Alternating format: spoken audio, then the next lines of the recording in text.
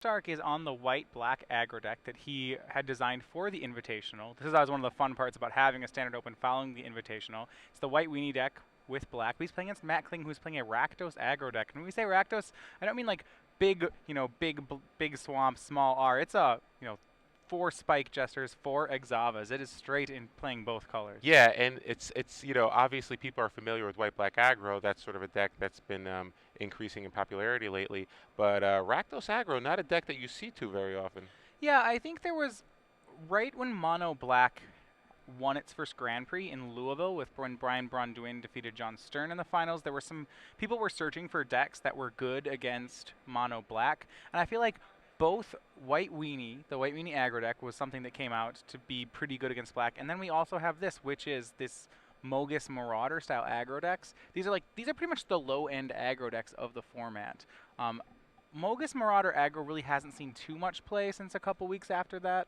But as you see, Matt Kling's 6-1 currently in the open with it. Yeah, and he also plays 4 copies of Exava Rakdos Blood Witch, a card that I think a lot of people, when it first was spoiled, were kind of excited about it because the potential to give all other creatures haste is very exciting, but really hasn't made its mark on Constructed just yet. Yeah, well, just even as a 4/4 first strike haste, Exava's a pretty powerful card. I think the challenge is finding what deck you'd want to play Exava in. Yeah, and one thing that Matthew's going to have trouble with is Soldier of the Pantheon, which Ben does have on turn 1.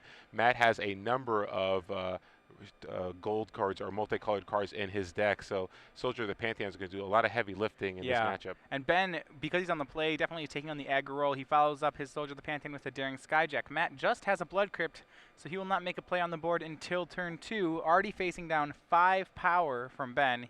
He'll play a Thrill Kill Assassin and opts not to unleash it. Yeah, so Thrill Kill Assassin, one of those cards that can block and deal with Soldier of the Pantheon, but there is a Zathid Necromancer, so Stark is okay with bringing in his creatures and just trading for a zombie. Yeah, so right now Matt's really on the back foot. I think, both decks really concur with about the same speed. Ben looks like he kept both a faster hand and was on the play and really, right now is pretty far ahead. He has 6 power on the board to 0 for Matt. Yeah, and the problem is that while both players are aggressive, Matt does have some removal spells in Lightning Bolt and Doomblade, but Ben's creature quality is just so much higher. I mean, he has the Soldier of the Pantheon. He also has cards like Banisher Priest and Imposing Sovereign. He also has Renounce the Guilds, another way for him to remove an Orzhov Charm. So he has ways to interact with Matt's creatures as well, but his creature quality is just a little higher, I think, because White generally has better creatures than Rakdos. Yeah, absolutely. We see a Rakdos Cackler from Matt, and he's debating whether or not to unleash it. Unfortunately, there's no way it can actually make it trade if he doesn't unleash it. It is gold, so he's going to go ahead and make it a 2/2. Yeah, and the good thing for Ben, too, is because he's mostly white, just splashing black, he still can play Mutant Vault, an option that Matt doesn't have available to him. So it looks like Matt's just going to unleash his Rakdos Cackler and put a Madcap skills on it. Try to be an aggressor in this matchup, but it's going to be very difficult when he's already at 12. Yeah, and we see a swing for 8 there by Ben. Turns the Mutavault sideways, plays Daring Skyjack. Really has overwhelmed this board. You see Matt did put Madcap skills on the Rakdos Cackler, but he has no way to block. Ben has 5 attackers. Matt's down to 8. Yeah. It could be a pretty quick affair. Yeah, it's unlikely Matt's going to be able to mount him an offense here. So, yeah, he just concedes this game, and we're off to game 2 now with Ben Stark winning the first game with a very aggressive draw. All right, so I want to go ahead and compare these decks because I think they're so similar in function. So you said, let's look at White has Soldier of the Pantheon, Black has Tormented Hero. White has Daring Skyjack, Black has Spike Jester. And you kind of go down, they're both playing Zathid Necromancers. White gets Banisher Priest, Black gets Mogus's Marauder. How do you feel that then these stack up against each other? What if they're have so many cards that are so similar? What breaks the mirror?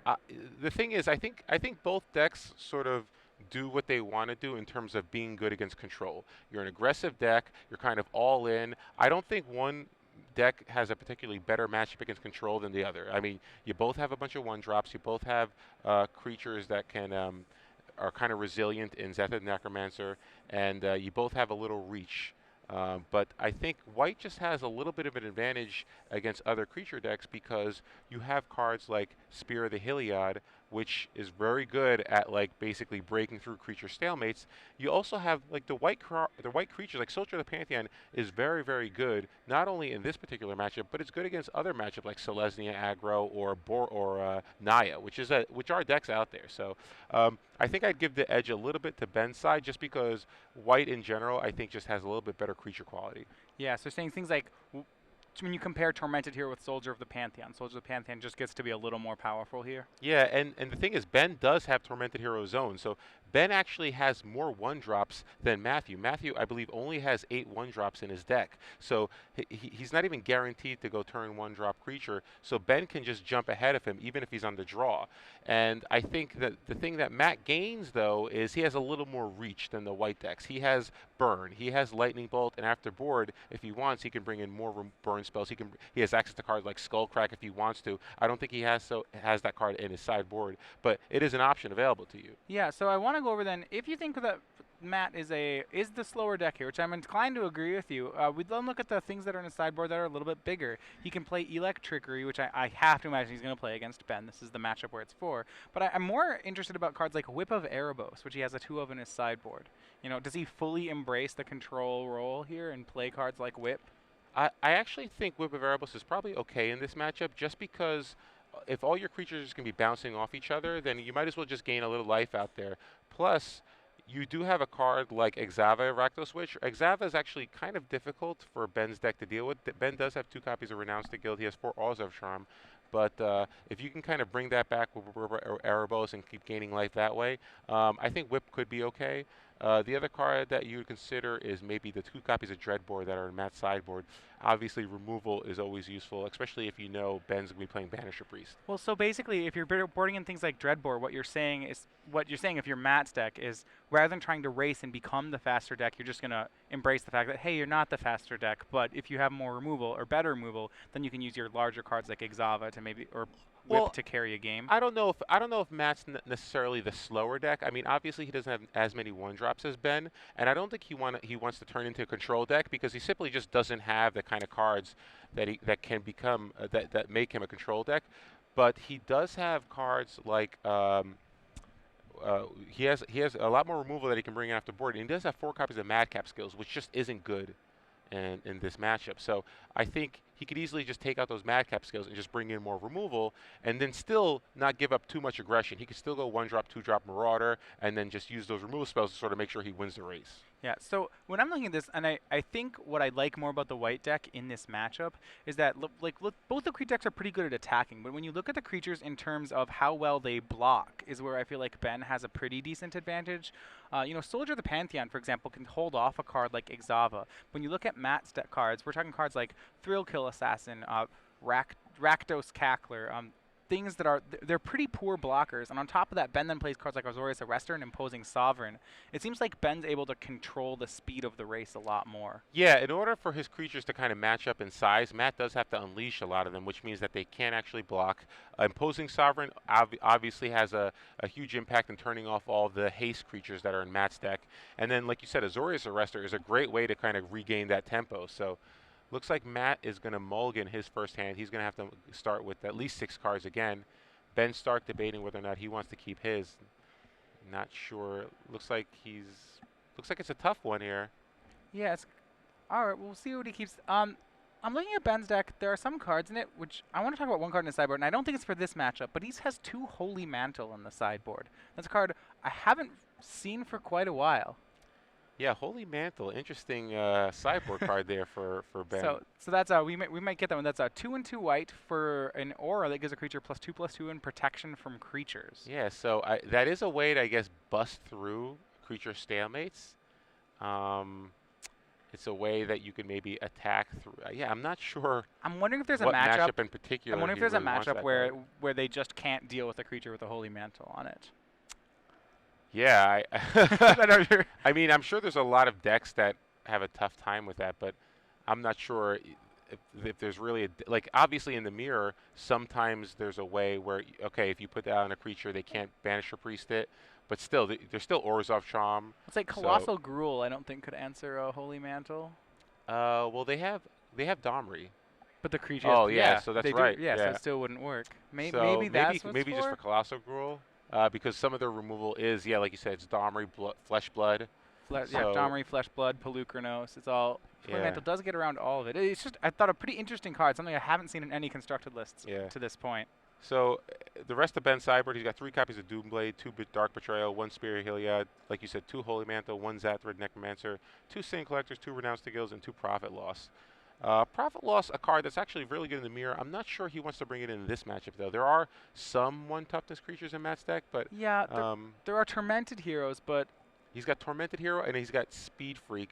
I'm not sure if Ben knows too much about this deck if he's fearing. He's also got I think he's got Spike Jester too. So you might get some value out of Profit Loss, but Profit Loss, maybe he thinks Profit Loss might be a little bit better than Renounce the Guilds, but he hasn't seen Exava. So the question is, does he know that he needs it for Exava or not? right, all he really saw were Rakdos creatures out of Matt that game. So he's still guessing a little bit as to what, the exact composition of the deck he's playing against. Yeah, it's possible he might want to board out Tormented Hero on the draw in this particular matchup. That'll give him room to bring in some cards like Dark Betrayal, which is obviously pretty effective against this deck, along with maybe 2 more copies of Renounce the Guilds. All right, we are underway on a 6. It looks like both players on 6 here. And Ben leads with a Temple of Silence, another card that I think helps give his deck the edge, just because being able to scry is so effective in a deck like aggro, because you don't want to have a lot of lands. Yeah, Matt's going to make Spike Jester. Spike Jester, I think, is one of the most exciting reasons to actually play the red-black aggro deck. 3-1 haste, he knocks Ben down to 17. Yeah, but there's that Soldier of Pantheon again, and that's going to have a huge impact because, like we said, protection from multicolored and gain a life whenever a multicolored spell is cast is huge in this matchup because Matt's deck is mostly multicolored spells. Right, when we go through looking at the multicolored cards, he has Rakdos Cackler, Rakdos Shred Freak, Spike Jester, and Exava, Rakdos Blood Witch. Oh, so Marauder, there is a way that you can attack through the Soldier of Pantheon now. Gives it Intimidate for the Devotion Black. So both the creatures are going to gain Haste and Intimidate and attack through, dropping Ben to 12 now. Yeah, Mogus's Marauder is one of the scarier cards from this deck for sure. Yeah, because it gives all your creatures Intimidate, which is basically a falter-like effect in this matchup. For the most part, there is a Tormented Hero out there, but all right, so it's 20-12 right now. Matt, pretty far ahead. Ben does miss his 3rd land drop. He plays Boros Elite, so now has a pretty good army of his own, but he is certainly on the back foot at this point. Yeah, Matt needs Matt would like, I guess, a shock would be pretty good here. Just a way to some sort of way to deal with that, either a Doomblade or a shock-like effect to deal with that. Electricity would also be huge. Electricity would be excellent here. He needs to deal with that Soldier of the Pantheon, though. So Necromancer is going to come down here and give him a little bit more of an army. Yeah, it just seems that the creatures really do match up nicely for Ben. For example, Ben has a pretty good defense setup here with Soldier of the Pantheon. He's actually able to block the attackers. And then when you look at this going the other way, Zathrid Necromancer actually isn't that scary for Ben's deck. Yeah, and now we see a Dark Betrayal take out the Magus Marauder in response to the Necromancer come down. So Matt unable to attack this turn. And Ben does draw a 3rd land. Looks like he has an Orzhov Charm as well, along with a Necromancer of his own. And like you said, Necromancer is a lot more imposing on Ben's side of the board. Well, so Ben plays a Necromancer, and he has 4 humans in play, whereas when Matt played the Necromancer, the only human he had was Mogus's Marauder. So we're going to see a Tormented Hero attack. Ben's being pretty conservative on this board. Yeah, he's fine with. He doesn't really want to. Boros Elite is only going to get +1, +2, +2 if it attacks with 3 other creatures. He doesn't want to send his whole army in because he is at 12, so he's not really winning that race. So he's going to be a little conservative here and just attack for 2. Yeah, a 5th land drawn by Matt Kling. He has 3 cards in hand. We know one of them was the land he drew. He currently is unable to punch any damage through. He has Ben down to 12, but the question will be whether or not he can seal those last 12 points. It's going to probably need to be something like a Mogus's Marauder or an Electricity to make this happen. Yeah, and Soldier of the Pantheon doing some pretty good work, but now Necromancer is doing a lot of work now. So you just see that the quality of Ben's cards are just a little higher here. Yeah, so Blood Crypt into play tapped for Matt, and actually no play. He's going to pass back to Ben, and I think the aggression really has come full circle now. Ben has taken over the attacking role. Yeah, Matt getting a little land flooded here, not really able to add anything to the board or deal with any of Ben's creatures right here. Ben does have, it look like, a 4th land, and he still has that Orzhov Charm in his hand. And it looks like he has an Azorius Arrestor as well, so really good draw there for Ben. He's going to be able to attack for 6. It looks like 7 now. And Matt, does he want to block? That's the thing. Yeah, He doesn't so really have a profitable block here. right, so now Ben getting aggressive, no longer leaving the Soldier of the Pantheon back for blocks. We have Soldier of the Pantheon, Tormented Hero, Boros Elite, all attacking. The only thing that can block is Spike Jester.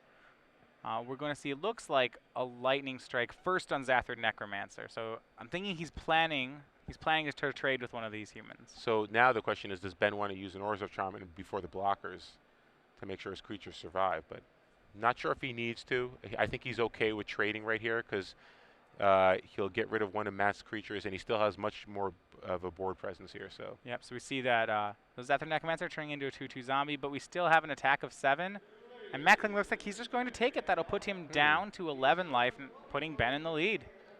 So yeah, Matt does take it. It's interesting that he would Searing Spear there or Lightning Strike there, because if you're not going to block, you'd think If the he's only going to reason Lightning you would do Strike, why do it now if he wasn't planning to block? Yeah, exactly. You're just giving away information. So Matt now looks like he might have drawn a Rakdos Cackler possibly. Yeah, Yep. Rakdos Cackler, not huge here. He's going to have to not unleash it so he can block, and Ben gains a life because of the Soldier of the Pantheon. All right, so Ben up to 13. The Rakdos Cackler hanging back, looking like it's going to try to trade with the Tormented Hero. So Ben has five creatures he can attack with. He might want to leave back the Soldier of the Pantheon, but Ben in a pretty dominating position right here. He's going to do just that. So we have Azorius Arrestor, Tormented Hero, both 2/1 swinging, followed by a 2/2 zombie, and now a 3/3 Boros Elite, and Matt's willing to trade off creatures. We see Spike Jester trading for the Boros Elite, Rakdos Cackler trading for the Azorius Arrestor, Zathrid Necromancer trading for the Tormented Hero. Matt's going to go to 9, and we'll be left with 3 creatures on Ben's side and just 1 zombie on Matt's.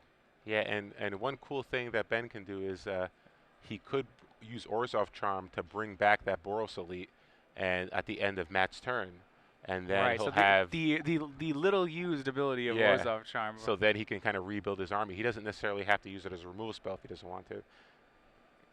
All right, so now we see a tap before this may be the 4-drop, and it is. This can be Exava, Rakdos, Blood Witch. Ben does not miss the trigger and does gain a life off Soldier of the Pantheon. So Exava is 3/3 with haste. If you unleash her, she's a 4/4 first strike, but now every creature with a 1/1 counter on it in Matt's deck will have haste. So let's see, is he going to use it as a removal spell? Yes. Exava is slightly bigger than the rest of the deck, so he will use it as a removal spell, and now everything is coming in again. Battalion triggers, so Boros Elite is a 3/3, so the zombies can just trade, and Matt will take 5, and wow, Ben does have another creature, so he can still activate Battalion next turn for both his Boros Elites now. All right, Electricity off the top. I was thinking Matt's going to need an Electricity. He found a Madcap skills. For a second, I thought he'd found it, but it will not work. Ben Stark wins 2 games to 0. White-black aggro moves up to 7-1.